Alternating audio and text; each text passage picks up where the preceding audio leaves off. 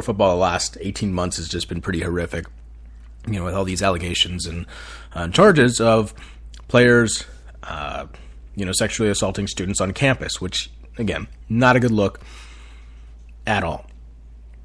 And because of what happened in Baylor, their head coach fired, their AD is gone, their top players mostly gone.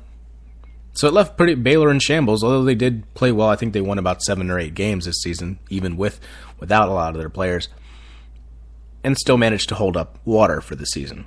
Now, this lawsuit that came out about 5 days ago against Baylor University by a former female student alleges the football program fostered a culture from which alcohol and illegal drugs were provided to recruits, and that coaches encouraged female students in the Baylor Bruins hostess program to have sex with recruits and players. Now, to go on further, the Title IX lawsuit filed by a former member of the Bruins is the second such lawsuit filed against Baylor this week. It's the 6th federal lawsuit Baylor faces in the wake of an investigation that revealed that the university prepared to properly respond to, failed to properly respond to and address allegations of sexual assault committed by students, including football players. Now, these charges are pretty, again, outrageous is not the right word I want to say it, but they are alarming. I guess that's the right word. The plaintiff's attorney, John Clune of Boulder, Colorado, said his firm's investigation uncovered at least 52 acts of rape, including 5 gang rapes, by no fewer than 31 football players from 2011 to 2014. That's a significantly larger number than alleged rapes in what was revealed in a Philadelphia law firm by Pepper Hamilton's investigation into how Baylor responded to the allegations of sexual assault, the findings of which were released in May. Now, from 2011 to the fall of 2016, Baylor has acknowledged 17 of those reports. There's a big discrepancy. I don't know about you, but I can tell numbers. 52 and 17, there's a little bit of a difference. Now, I always like to believe that as you're always innocent until proven guilty. That's typically the standard for which our judicial system should hold. That being said, considering what's already happened at Baylor, and considering some of these are already found to be true, and that there already was a cover-up before that, on top of all this, assuming that these allegations are true, what's going to happen to the Baylor football program, in your opinion, Tom? Basically, the death penalty. It's the fact that it's been going on for this long, and the discrepancy, as you said, that's about 35 counts that between the 17 and the 52 counts of rape. It's just unbelievable that this has been going on underneath the coaches and the president of Baylor University. And I feel that for something like this, it should require the death penalty for the program. It should have a 1-year ban. It should have scholarships removed. It should most certainly they need to go as tough as Penn State or better. Go as tough as Penn State or better, as my wife said. And there is no other way of putting that. Yeah, I mean, look, it's pretty ridiculous. Again, and again, the situations between the last couple of years with Penn State, what went on, completely different scenario, and USC with their scandals, a little bit different than what's gone on here. And here's the thing, also. Baylor is not a big-time program like Penn State, like USC. So when they did get those penalties, and again, Penn State eventually got them reduced, and probably one of the reasons why is because they're a big name. Baylor not necessarily rings through the American household, if you're a big college football fan, until maybe 3, 4, 5 years ago, when they started, climbing up the rankings and doing pretty well. Because of all this, the NCAA really doesn't have a choice. They're going to have to impose the death penalty if all these allegations are found to be true. if not most of them, honestly. I think at this point it looks worse and worse by the day for Baylor. So if I'm a Baylor student athlete, for me, it's going to be hard to associate myself with the campus, even if I'm not even on the football team. Just being a player that goes to Baylor, the perception now is that you are a person that terrorizes students on campus in a way that no one should ever be. And that's unfortunate, because a lot of these student athletes in particular haven't done a thing. But because of the acts of a few have ruined what has become such a uplifting story for Baylor. This was such a great story for Art Briles, the former coach. You read the story, you read how he overcame so much in his life. For it to be brought down because of this, and again, if these allegations to be true and that he's behind it, it really makes that story from a nice, warm, and uplifting story to, what it is now, which is just horrific. And again, for me, is Baylor going to get the death penalty in the next year or two? If I'm putting money on it, yeah, in the next year, probably before the next start of the next football season. So if I'm a Baylor recruit, National Signing Day was today, by the way. I don't think Baylor signed any good recruits at all, mainly because they don't know what's going to happen to the program moving forward. If I'm a Baylor player right now, or if I'm a recruit and I didn't do anything, I'd start looking for my way out. Whether it is worth sitting out for a year or whatever it is, starting to disassociate with yourself from a program that's clearly embedded in all these charges, it's an issue. And I think that assuming this is all true, other people on campuses around the country are going to start opening up. Because this is not a Baylor issue. This is not just a Penn State issue. This is not a USC issue. This happens on college campuses all the time. And it's unfortunate, but it's true. So I think that assuming Baylor's lawsuit is successful and it brings down this program, can you imagine the dozens of other top-tier programs around the country that of students who are going to come out because they think, okay, now that this is brought into the limelight, I need to bring my story before it's too late. And is this going to ruin college football? Potentially, but it's not always about college football. It's about what's behind it. So we'll take a short break. When we come back, Charles Barkley, LeBron James.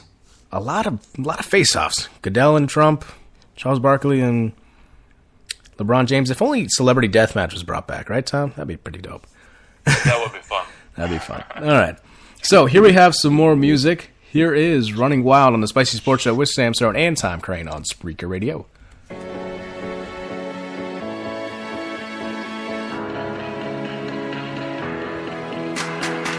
I never did belong. Tomorrow I'll be gone. Don't cry, Mama, don't cry. I'm burning down this town, so if you see me around tonight, kiss me goodbye.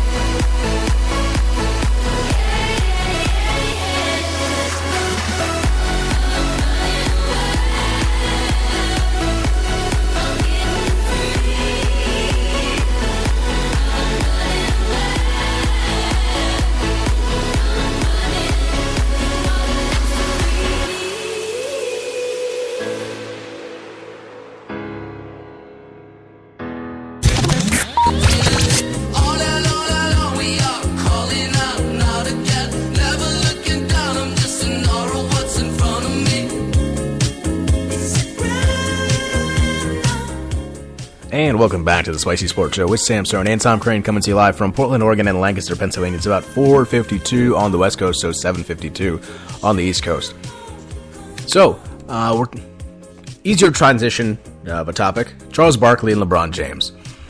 As I mentioned before the break, a lot of face-offs this week. Imagine, again, celebrity death match, maybe a hockey rink. That'd be pretty awesome. Yeah, I mean, if you want to see Bieber get destroyed again, sure, go right ahead. I don't want to see that. I can't tell you how many times I saw that video. It was so great. Again, Pronger is my hero. Personally, I think Bieber's better with his music. His album's actually pretty dope this past year, not gonna lie, but still like him getting crunched. But that's just me. Alright, so Charles Barkley, LeBron James. Charles Barkley, as I mentioned at the top of the hour, he's a guy who's very outspoken. You know, he may not be a guy that's with a I think he's just a guy that speaks his mind and really doesn't care what other people think of him. You know, I think that's who he is, and and that's good for TV. Clearly, you know, he's successful with TNT. He's one. You know, I think honestly, TNT is probably the best pregame, postgame show out there. You know, it doesn't matter where you go. I think, and one of the reasons why is because of Barkley. So, in terms of what his comments were, as we're looking it up, Barkley mentioned that LeBron James was being whiny for publicly saying that the Cavs need to find another playmaker. And to quote him, to find the bigger quote actually, inappropriate, whiny, all the above. The Cleveland Cavaliers have given him everything he wanted. They have the highest payroll in NBA history. He wanted J.R. Smith last summer, they paid him. He wanted Shumpert last summer, they brought him in. They brought in Kyle Korver. LeBron James is the best player in the world. Does he want all of the good players? He don't want to compete? He's an amazing player. They're the defending champs. I mean, he's right. As I mentioned last week, I mean, why does LeBron need more people? Yeah, they've lost eight games this month, but again, you're not going to be the Golden State Warriors year in and year out and win 70-plus games every year. That's only why a handful of teams have ever done it in NBA history. You know, did you expect to go 82-0? No. But did you expect to go on this slump? No. As a leader, LeBron James needs to step up and get his team in order. You know, he's one of the 10 greatest players of all time already, and he still has maybe good 6, 7, 8 years to go. So, I mean, I think Charles Barkley is perfectly in the right. He's essentially saying what everyone else has been saying all week. This is nothing new. And for LeBron James to come back and call him a hater, he's not.